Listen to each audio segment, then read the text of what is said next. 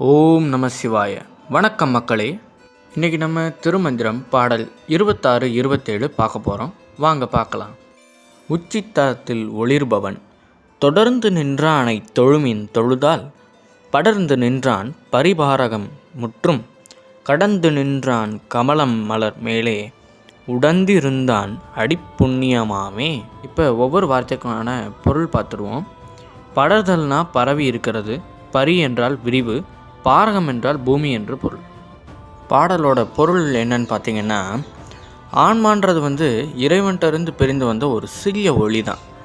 இறைவன் பேரொளி. அப்படிப்பட்ட அந்த சிறிய ஒளின்றது இறைவன்கிட்டருந்து தான் வந்திருக்கு. அப்போ அதை பார்த்துக்கிற அந்த கடமை இறைவனுக்கு இருக்குது.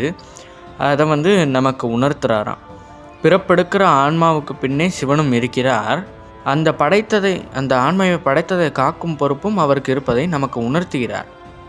அவர் அப்பாலுக்கும் அப்பாற்பட்டவன்றதுனால கடந்து நின்றான் என்ற சொல்ல பயன்படுத்தியிருக்கிறார். சுருக்கமாக சொல்லணும்னா, உலகியலுக்கும் கருத்துக்கும் கற்பனைக்கும் அப்பாற்பட்டவன் இறைவன் தான்.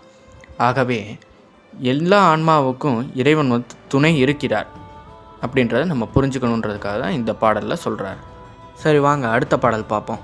சந்தி எனத்தக்க தாமரை வாழ்முகத்து அந்தம் இல் ஈசன் அருள் நமக்கே என்று நந்தியை நாளும் வணங்கப்படும் அவர் புந்தியினுள்ளே புகுந்து நின்றானே.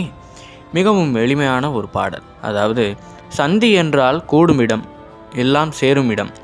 வாழ் என்றால் ஒளி என்று பொருள். அந்தம் என்றால் இறுதி. நந்தி என்றால் சிவன். புந்தி என்றால் புத்தி, அதாவது அறிவு.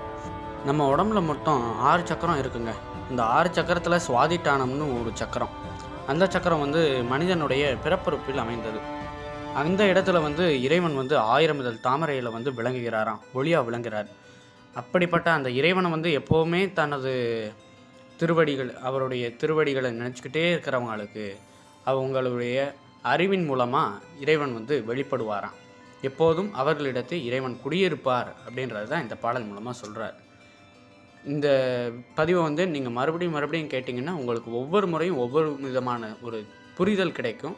அதனால் பாருங்கள். மீண்டும் வேறொரு பதிவில் உங்களை சந்திக்கிறேன். அதுவரை நன்றி, வணக்கம். ஓம் நம சிவாய.